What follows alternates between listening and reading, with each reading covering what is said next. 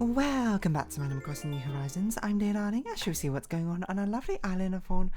Oh, my word, Hollow today. I forgot that my monitor is too high up, raised up a little bit. I was saying, but my monitor at full standing height does not reach over, my mic stand does not reach over it, so that's why I just bumped it then. You might be like, how's the thumbnail art coming along? It's, I've done the line art now, like I know it's taken me forever, and now I'm sort of just like colouring, but still, it's,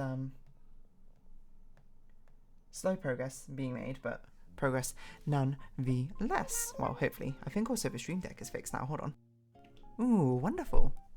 Hello everyone. Right now in Fawnhallow at 6:12 PM on Wednesday, April 10th, 2024. Yeah, hold on. Like, let me see. I finished the line art for. Well, actually, I guess I didn't do all the line art now. I think about it because I didn't do the whatchamacallits. I didn't do like the small things around the scene as well. I know it's very slow progress and I apologise that I definitely should have started it earlier, but again, it's just been too busy to properly get things done. I mean, I don't even know if I probably won't even be able to finish it this weekend, to be honest. But so little by little, every day I will, you know, what I'm trying to basically do is like finish one pair of characters each day, with D counting as 2 characters. Just so it's like a little enough. I'm going to have so many videos relating to it, and that's just going to have to be my problem, I suppose, to deal with. Let's see, how does it look towards the end? Oh yeah, I coloured in D. Okay, so I'm a little bit more yesterday than I thought. I was probably just tired, to be honest. There's too much to do, too much to see. And actually, today's not a bad day, although today, to do stuff, or today I may end up playing games or something, depending how the case may be, necessarily, because I also got to record some stuff as well, because I need a video in preparation for Saturday, because I'm not going to be here on Saturday. Well, I might be here like super late, I don't know.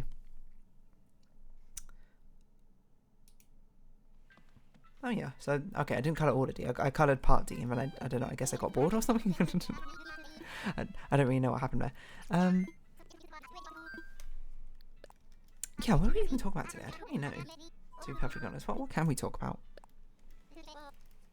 Crazy shiny colours news about new banner released today. Who is it but Haruki? Which is the craziest thing because her teammate Hannah has only gotten one PSSR card recently. Haruki already had one like last month or something, and this is her 3rd one. Crazy. And she's only like been a character that's existed for like half a year or something, or maybe 1 year. Maybe it's been 1 year now. I don't know. It's crazy. But basically, a character for some reason has jumped up and skipped out all the others in rotation. For some reason, and has got her card like way ahead of any other teammates also getting a card. So it's very strange. It's not even that she's got a card like ahead of the other teammates getting a card. She's got a card ahead of a card ahead of her other teammates getting a card, because usually they try and keep it at least a little bit balanced, you know. Basically, everyone gets the same amount of distribution of cards, but some might get them early in rotation. Sometimes the rotations like overlap and jump forward. This is like literally skipping out an entire rotation, which I have no idea what's happening, but it's okay. I don't play Cometic, so it doesn't really affect me, I suppose, in the end. But it is certainly bizarre. I can agree with that much. Genshin Star Rail, nothing really going on. 1 week until Adventurine's out, I suppose. I don't know. I don't really have much to talk about, I suppose. I'm sort of vibing. Okay, this is where we dive into the random depths of my mind and think about a conversation that I want to have about this random thing. I will say my chocolate is almost like kind of finished. Surprisingly, I've been like eating, like nibbling on it a little bit. Each day when I'm hungry, you know, when I'm a little bit peckish, being like, okay, you know, I could go with a snack, I'll just have a little bit of chocolate. Still got my candle here. Does the candle still smell? Very fragrant, still. I don't know what to talk about. I'm sure something was going to come to me. I think there was something I wanted to talk about, but what was it? I think it was gaming news, but I can't remember what it was. What was it? I don't remember. Not particularly entertaining to hear me go, what was it, over and over and over again. I'm just looking at RSS Games to see if I can remember. I can't really remember. Sonic the Hedgehog, welcome to Year of Shadow. Is this real? It's like Year Luigi, but Year Shadow, the Hedgehog. Crazy.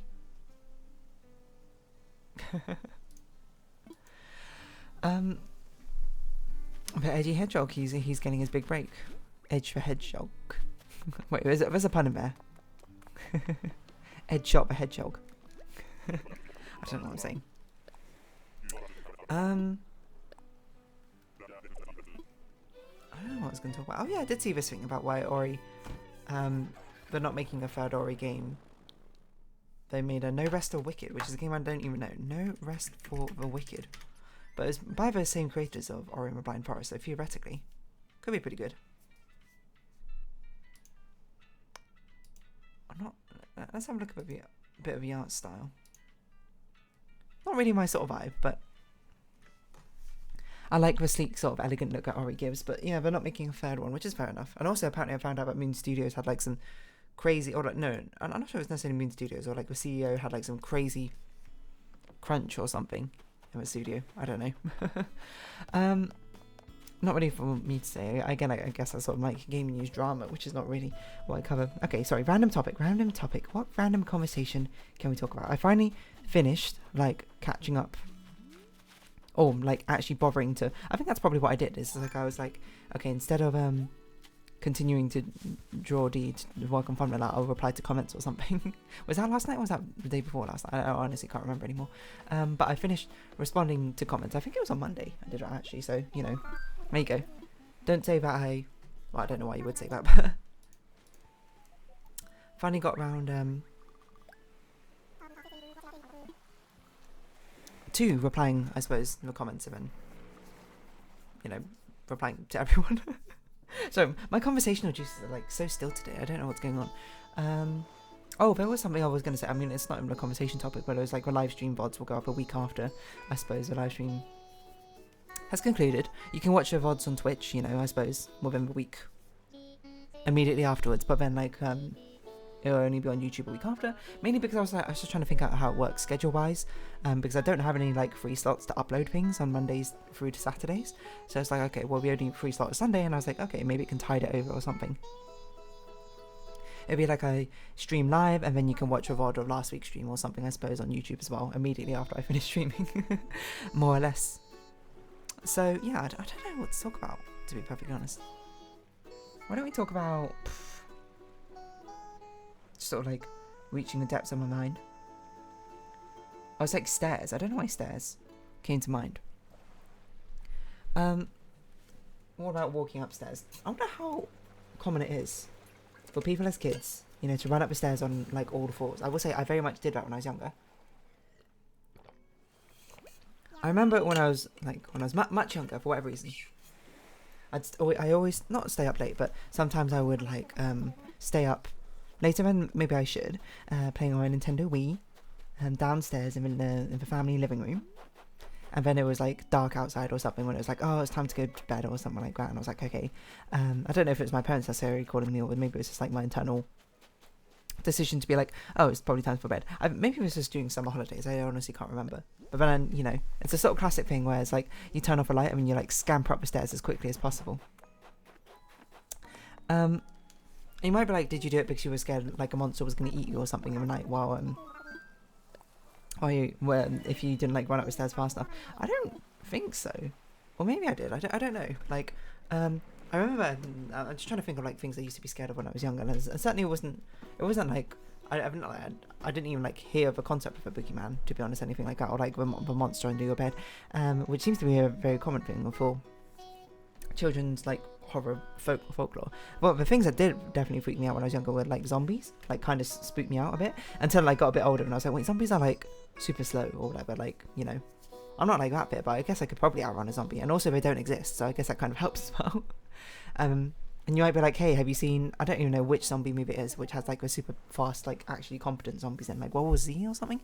And my answer to that is no, so I guess, you know, that's forever be my perspective of zombies. Maybe Plants vs Zombies actually help that. I that might actually genuinely be true, I don't know.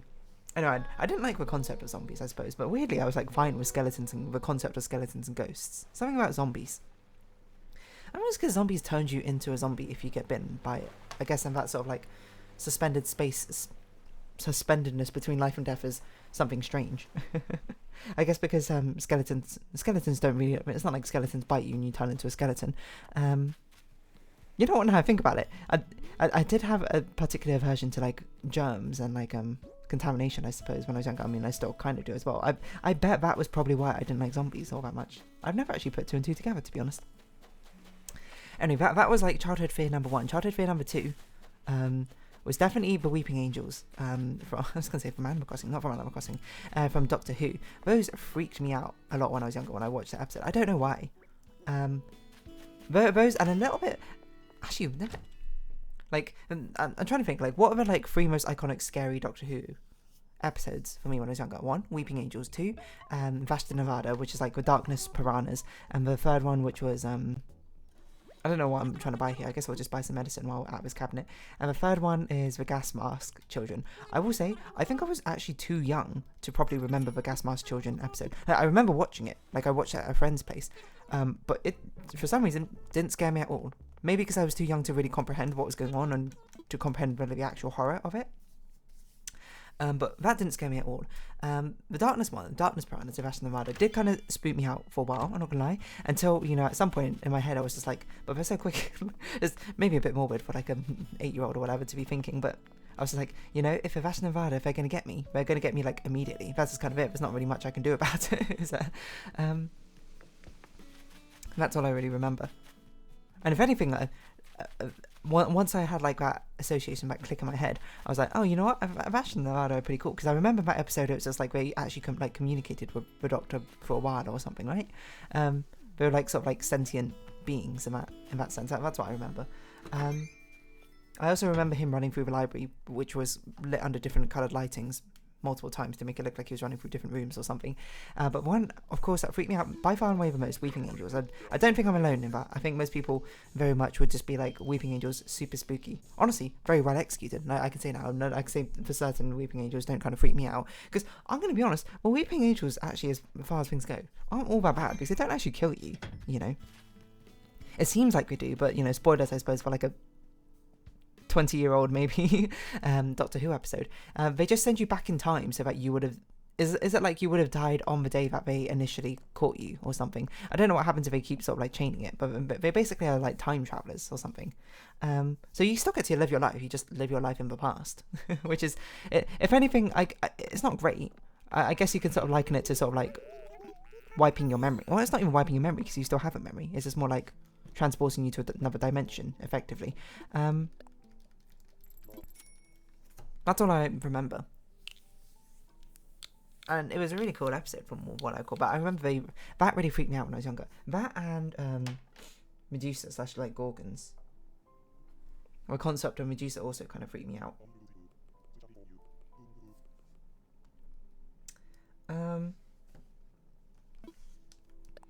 I'll do just that.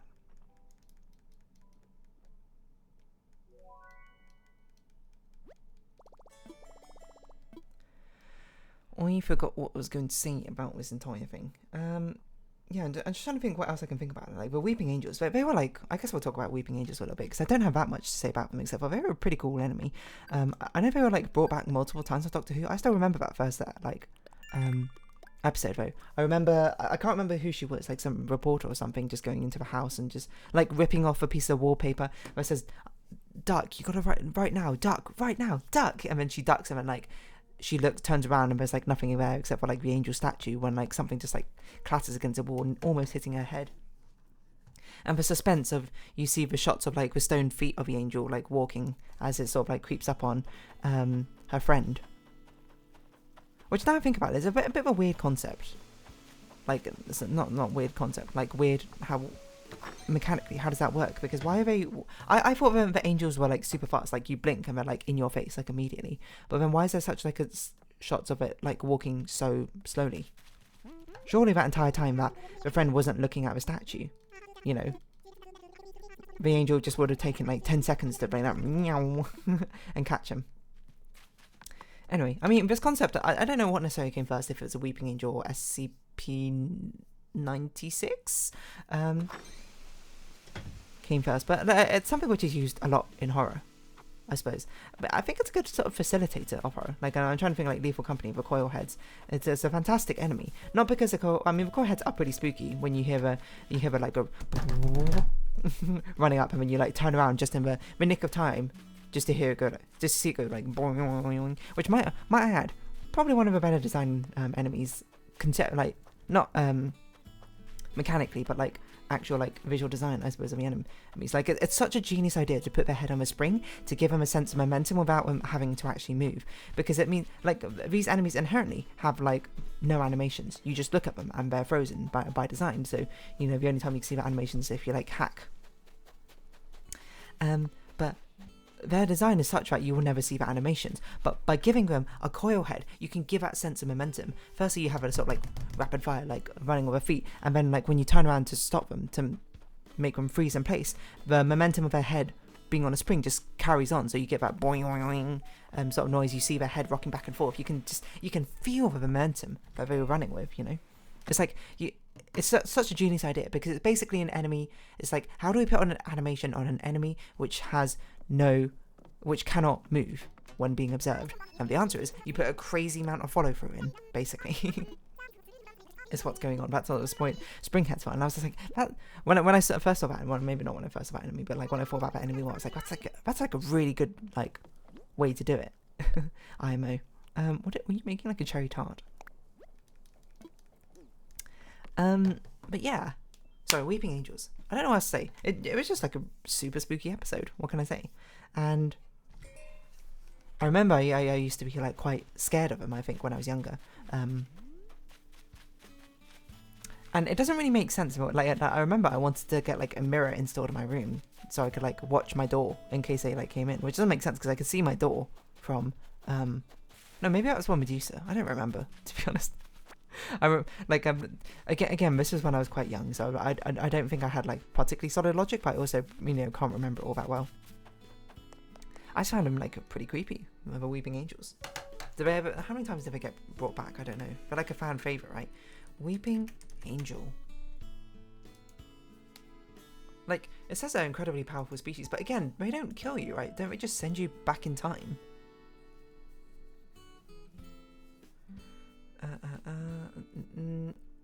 As they move more and they transform to more open wide mouth, empiric, can mimic forms of dimensions. Like, hold on, like, I want to see, like, abilities. What do they do? Biology. Touch of an angel. Displace their victims backwards in time with a single touch and consume the potential energy from their lives they would have otherwise led. Yeah, that's what I vaguely remember. But in the same time period. Directing victims to quantum energy farms. What? Okay, so it seems like Angels Take Manhattan they came back in, which is an episode I didn't watch. So I assume that's when maybe something more extreme happened. Quantum energy farm. Villains on the Angels. How many times do they appear? Flesh and Stone? What's going on? A starved weeping angel. But capable of starving to death if left without time energy. I was like, you can also make two of them like look at each other, right? And that sort of freezes them in place. Both constantly see and quantum lock each other. Which I guess gets nullified if you ever put something in between the two of them, right? No, wait, I guess not. You'd have to like close your eyes and put something in between two of them.